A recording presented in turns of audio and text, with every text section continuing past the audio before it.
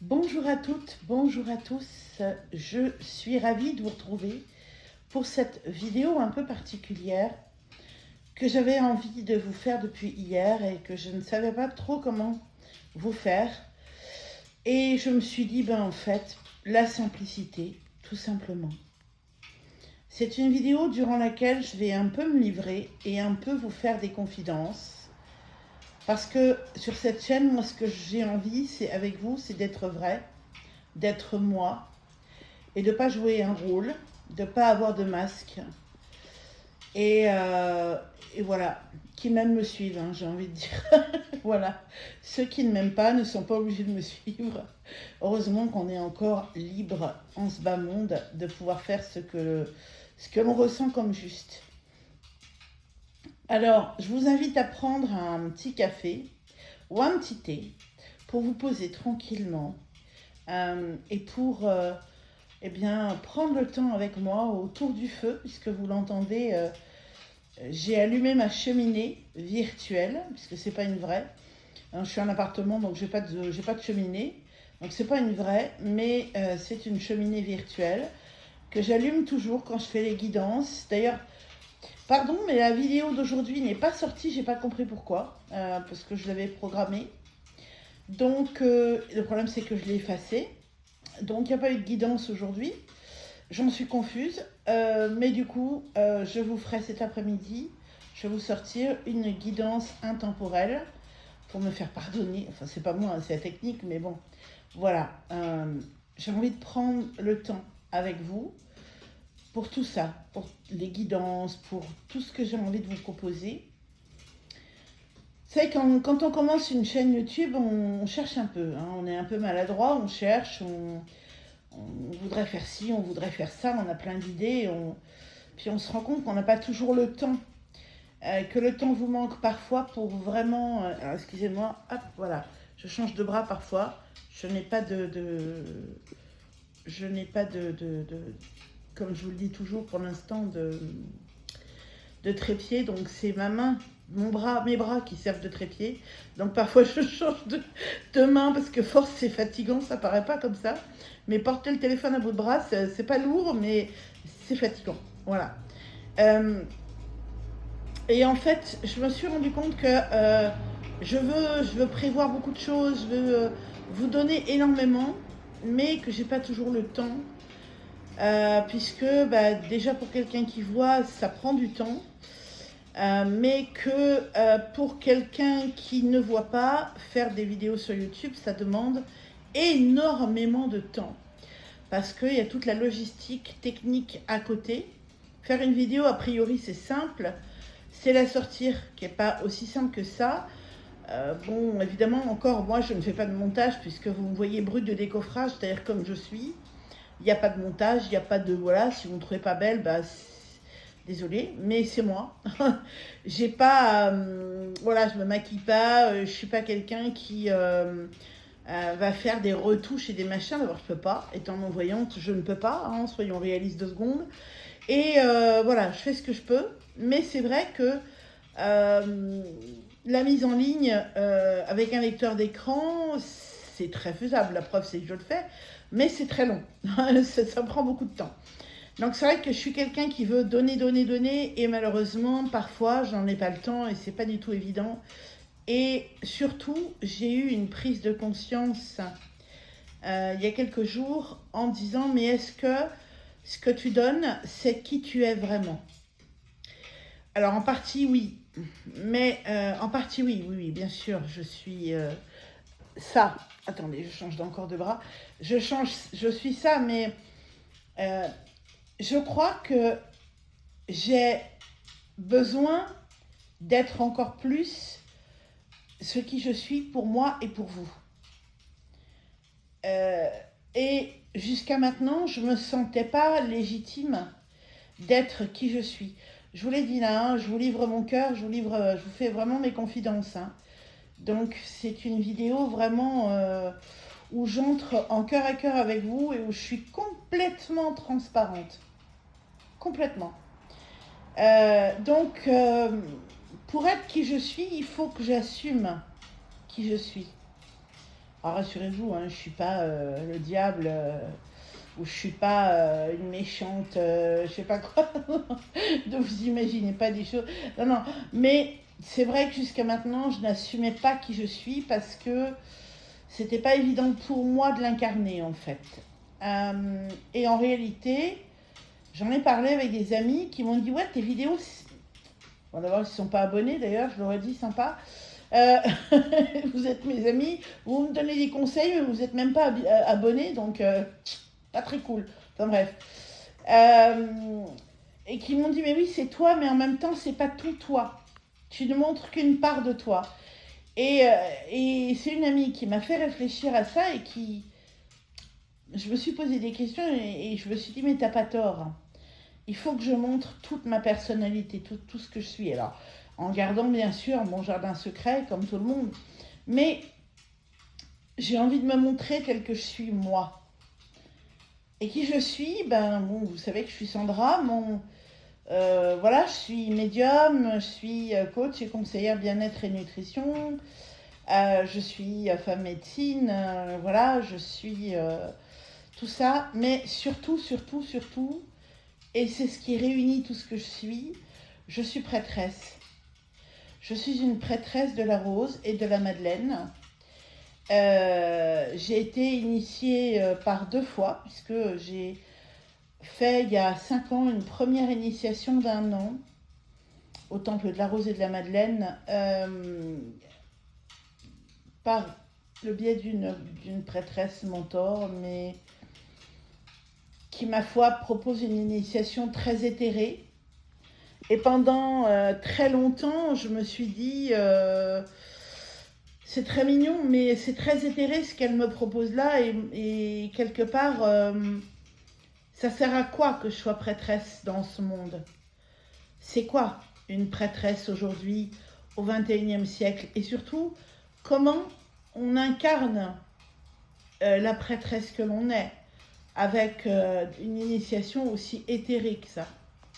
Parce que c'était vraiment très éthéré. Hein. J'ai beaucoup de respect pour elle, hein, mais voilà. Et donc, j'ai rencontré une autre prêtresse de la Rose et de la Madeleine avec qui j'en ai parlé. Et avec qui je lui ai expliqué que j'avais eu une initiation qui, selon moi, avait beaucoup de trous. Ça avait répondu à beaucoup de questions, à beaucoup de choses. J'ai beaucoup appris. Encore une fois, je la remercie parce qu'elle m'a énormément appris. Mais pour moi, il manquait l'essentiel, c'est l'incarnation. Et comment j'incarne la prêtresse que je suis. Et donc cette prêtresse m'a dit, écoute, moi j'initie, etc. Donc j'ai fait l'initiation avec elle sur 3 ans. Initiation beaucoup plus... j'ai envie de vous dire beaucoup plus costaud, beaucoup plus réel, avec beaucoup plus de ressources. Là, la première initiation, c'était un petit peu débrouille-toi, fais des travaux de recherche et débrouille-toi un peu toute seule. Je te donne quelques éléments, mais en fait, il faut un peu te débrouiller. Non, oui, bien sûr qu'il faut faire des travaux de recherche. Bien sûr qu'il y a un travail de développement personnel à faire, on est bien d'accord. Surtout si tu veux devenir prêtresse, c'est évident. Mais il y a voilà, un vrai travail de libération des croyances qu'on appelle le shadow work, un vrai travail un travail alchimique. Moi, ce que j'ai fait avec cette prêtresse, c'est vraiment un travail alchimique, c'est-à-dire l'œuvre noire, l'œuvre rouge, l'œuvre blanc, comment tu viens travailler tes ombres, qu'est-ce qu'elles t'apprennent. Il ne s'agit pas de les fuir, il s'agit de regarder l'envers de la médaille. Qu'est-ce qu'il y a derrière ton ombre, tes parts d'ombre, etc. Il y a tout un cheminement qui est très rigoureux, qui demande beaucoup de courage, hein, parce que c'est pas évident du tout d'être prêtresse. C'est merveilleux, hein, c'est extraordinairement merveilleux. Moi, ça change ma vie, mais c'est vrai que c'est un travail de longue haleine qui demande beaucoup de courage pour soi. Et si j'ai souhaité devenir prêtresse de la Rose et de la Madeleine, c'est parce que depuis toute petite, je suis quelqu'un qui est en recherche du sacré. Le sacré, pour moi, c'est pas important, c'est essentiel. Et on est dans un monde, selon moi, qui minimise, je ne vois pas d'autre mot là, un monde qui minimise le sacré, qui profane parfois le sacré. Alors, je ne veux pas généraliser, Dieu merci, tout le monde ne profane pas le sacré, mais en tout cas dans un monde où il n'y a plus tellement de démarches, et où même les démarches religieuses sont parfois salies. Je vais m'expliquer quand je vous dis ça. Ne vous inquiétez pas, je vais m'expliquer. Je ne suis pas en train de dire que les religions salissent le sacré. Je suis en train de dire que l'on salit au sein des religions, et en tout cas d'une religion, le catholicisme en l'occurrence, on salit le sacré. Et ça, pour moi, c'est inacceptable. Inacceptable. Il y en a qui vont dire, mais comment tu peux dire ça, salir le sacré? Je vais m'expliquer. Mais je continue. Depuis toute petite, donc, j'ai toujours été attirée par le sacré. Je me suis toujours su sorcière. Ouh là là, bon, la diablesse. Là aussi, on va me dire, mon Dieu, ça y est, cette femme a des cornes. Non, j'ai un casque sur la tête, c'est pas des cornes. Mon casque me permet de savoir comment centrer, comment me centrer en fait. La synthèse vocale me parle dans le casque. Par exemple, si je fais ça, ça va me dire près du bord droit. Là, près du bord inférieur droit. Là, près du bord inférieur gauche, centré. Voilà, donc, vous voyez, donc c'est une synthèse vocale qui me permet de... Je l'ai déjà expliqué ça, mais bon. Voilà, donc j'ai pas de cornes. Mais depuis toute petite, je suis en recherche. J'ai toujours été quelqu'un qui a toujours été en quête de sens. Enfant, je me souviens que je disais toujours à mes parents, pourquoi si, pourquoi ça, pourquoi c'est comme ça, comme dirait quelqu'un. Pourquoi la terre tourne, pourquoi le soleil se lève, se couche, pourquoi le vent souffle, pourquoi... Voilà, et toutes les réponses qu'on me donnait, c'était « Ah, bah écoute, parce que c'est comme ça. » C'est comme ça veut rien dire. Moi, je me suis toujours dit « Non, c'est pas comme ça. » Ça, c'est des réponses faciles. Les gens qui comme réponse, disent « C'est comme ça », c'est des gens qui n'ont pas de quête de sens et qui n'ont pas tellement envie d'apprendre dans la vie. Moi, j'ai toujours été curieuse, vraiment comme une pie. D'ailleurs, on me disait « T'es curieuse comme une pie ». J'ai toujours été la petite fille qui parlait aux cailloux. D'ailleurs, on m'appelait Miss Caillou. Parce que je savais que les pierres étaient vivantes. Parce que je parlais avec les pierres. Parce que j'entendais les pierres. Elles me racontaient leur histoire. Parce que chaque goutte d'eau de la Loire me racontait son histoire.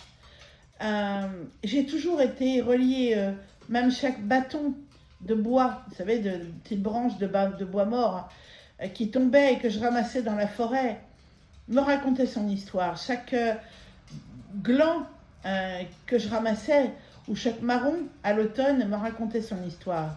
Chaque feuille morte que j'allais chercher me racontait son histoire.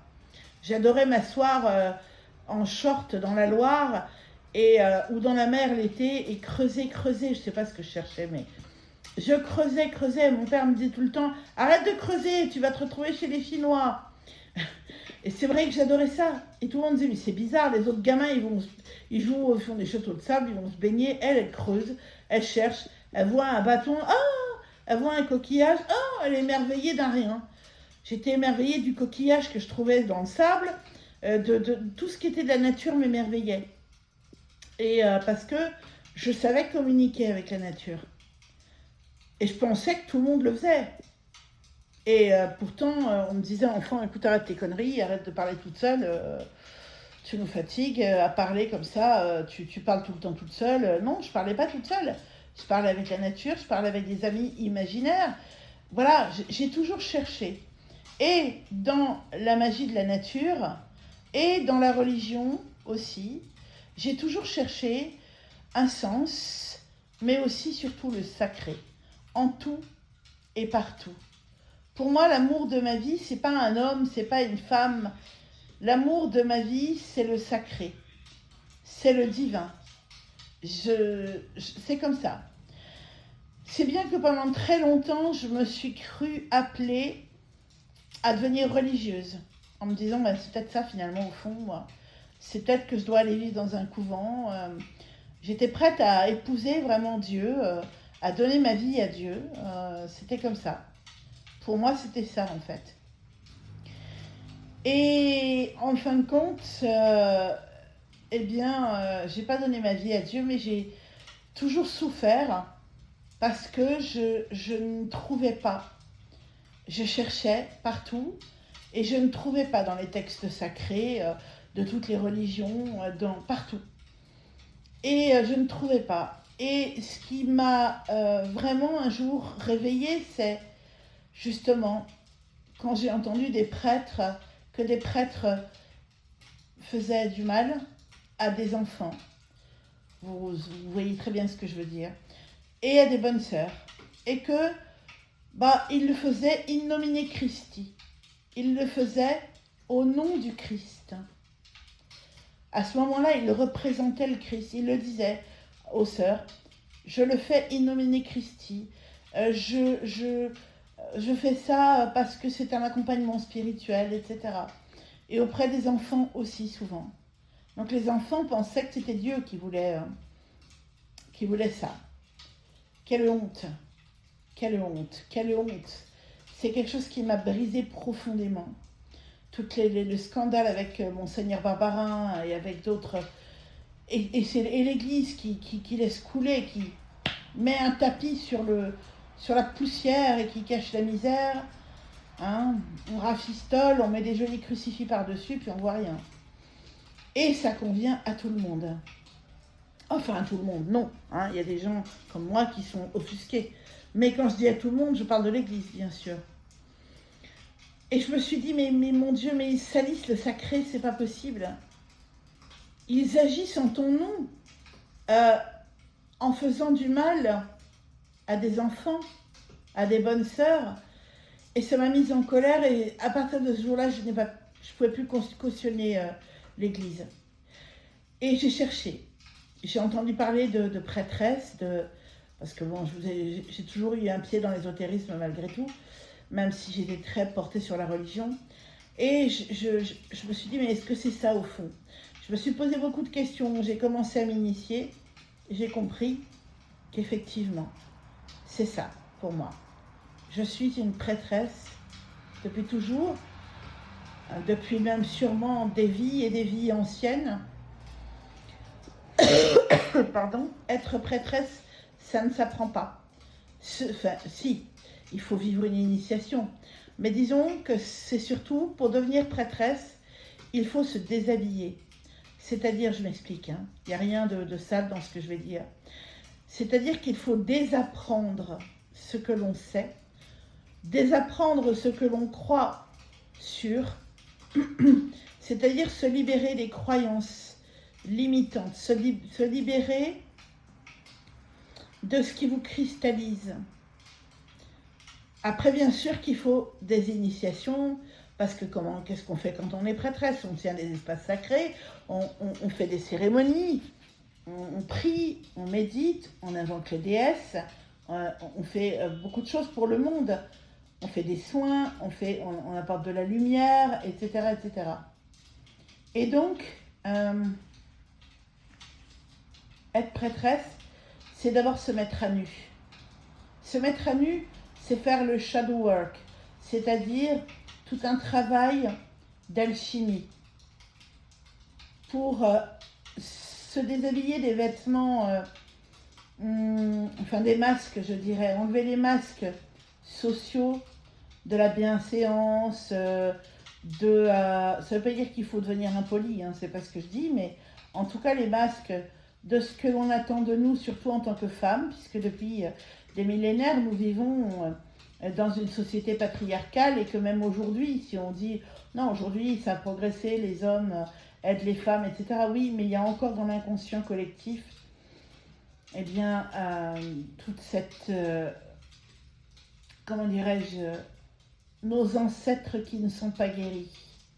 Et c'est à nous aujourd'hui, qu'on soit prêtresse ou pas, de guérir nos ancêtres, de guérir les blessures transgénérationnelles par notre propre guérison en tant que femme. Notre propre guérison, c'est aussi passer du féminin blessé au féminin sacré. Ça demande beaucoup de courage, beaucoup de travail sur soi, beaucoup d'amour, beaucoup de douceur. Et aujourd'hui, c'est tout ça que je suis.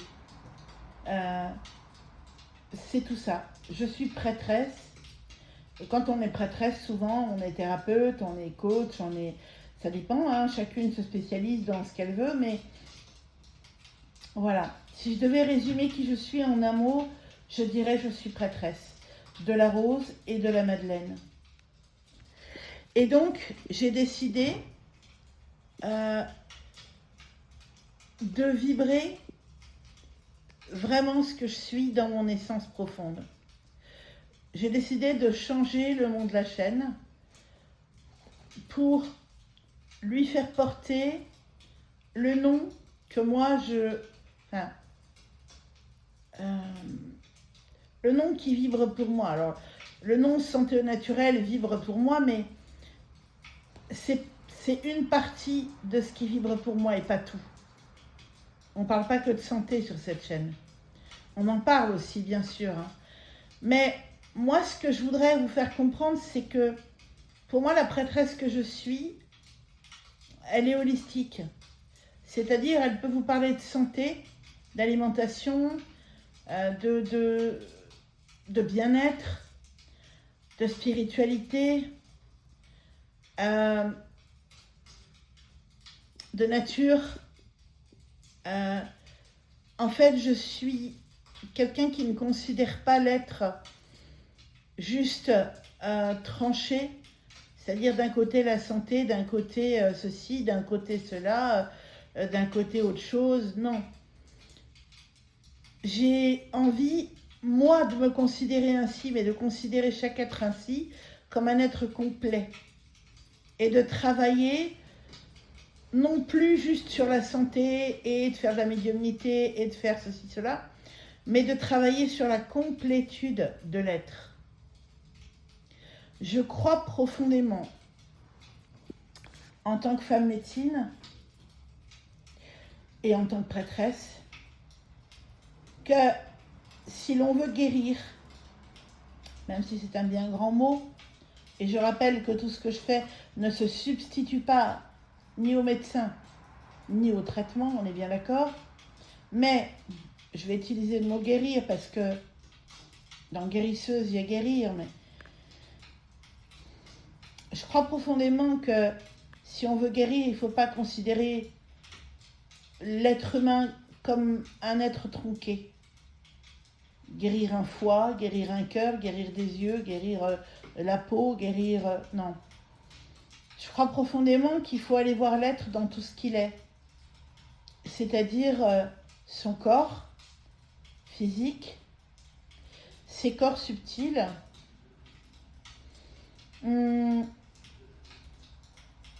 son âme, sa spiritualité, c'est-à-dire je ne parle pas de ses croyances, je parle de sa structure. Oui, c'est ça, le bon mot, structure. Mais aussi son environnement, sa maison, son foyer, qui vit avec lui, son travail. En fait, je pense que l'alchimie, parce que bon, le mot guérison me dérange un peu, j'ai envie de parler d'alchimisation plutôt. L'alchimie ne peut se faire que si l'on considère l'être dans sa globalité et dans sa totalité.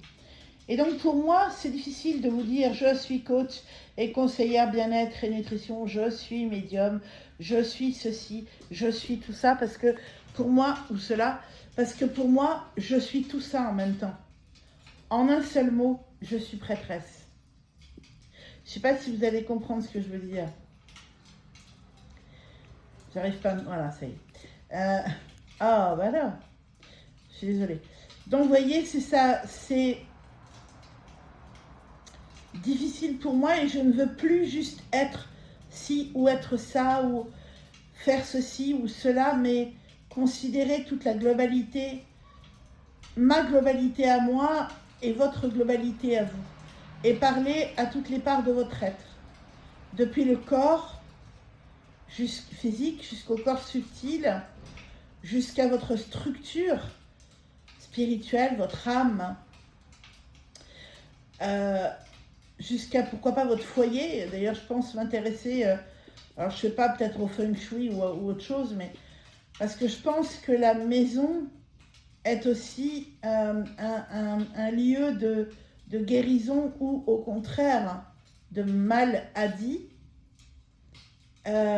mais aussi les gens que l'on fréquente, mais aussi son travail, mais aussi son conjoint, mais aussi ses enfants ou ses parents ou sa famille. Je pense que nous sommes un être global et je ne peux plus, au jour d'aujourd'hui, ne plus considérer l'être humain comme les animaux, comme les végétaux, comme les minéraux. Je ne peux plus considérer tous les êtres de la nature comme non sacrés. Je ne veux que vous considérer comme des êtres sacrés, comme des êtres qui abritaient en vous le divin, derrière vos masques, derrière vos blessures, vos croyances. Bien sûr, c'est ce qui fait de vous des humains. Hein. Et c'est ok, hein. Enfin, moi, je n'ai pas à juger ça. Au contraire, je n'ai qu'à l'accueillir, en fait. C'est ça que je voudrais vous dire, c'est que j'ai envie, en vous accompagnant dans mon métier, si vous souhaitez venir vers moi, dans une guidance ou dans un coaching, mais ou dans un soin, n'accueillir que le sacré, c'est-à-dire la totalité de votre être. Voilà, donc oui, je suis prêtresse de la Rose et de la Madeleine. Je suis future prêtresse d'Avalon. Je vais m'initier, enfin, j'ai rencontré la bonne personne pour m'initier en tant que prêtresse d'Avalon. Ce ne sera pas pour tout de suite, il faut 3 ans d'initiation. Et là, je suis en initiation d'introduction en ce moment. Donc, les 3 ans, enfin la première année n'est pas commencée encore. J'ai 6 mois de formation d'introduction et si ça me convient toujours, eh bien, je commencerai dans quelques temps la première année. En tout cas, je suis prêtresse de la Rose et de la Madeleine et j'ai envie de vous parler de ce qu'est une prêtresse. J'ai envie de vous parler de ce qu'est le temple de la Rose et de la Madeleine. J'ai envie de vous parler de la voie de la Rose. J'ai envie de vous emmener au temple en méditation, en voyage chamanique, de vous proposer aussi, pourquoi pas, des cérémonies, des espaces sacrés, des rites de passage, des rituels. Et ça fera partie aussi de ce que je vais vous proposer eh bien, en privé, quoi, pour vous. C'est-à-dire que si vous vivez quelque chose dans votre vie, on pourra faire un rite de passage pour vous accompagner, pour vous accueillir dans cette transition. Et donc, voilà. Voilà mes confidences du jour. J'avais envie de vous parler de tout ça. Bien écoutez, j'espère que cette vidéo vous aura plu. Je vais en faire d'autres sur justement qu'est-ce qu'une prêtresse de la Rose, etc. Voilà. Et en tout cas, on se tient au courant. Je vous souhaite une très belle journée. N'hésitez pas à liker cette vidéo. N'hésitez pas à la booster. N'hésitez pas non plus à vous abonner. N'hésitez pas à appuyer sur la petite cloche pour recevoir les notifications dès qu'il y en a une qui sort. Et n'hésitez pas à partager aussi cette vidéo. C'était compliqué pour moi de vous la faire, je ne vous cache pas. Parce que je ne me sentais pas complètement légitime dans mon rôle de prêtresse. Aujourd'hui, je le suis. Je le suis et ça me rend très heureuse. Vraiment. Voilà, je vous souhaite une belle journée, puis je vous dis à bientôt. Merci à vous. Quant à moi, je vous envoie plein d'amour et je vous embrasse. À bientôt.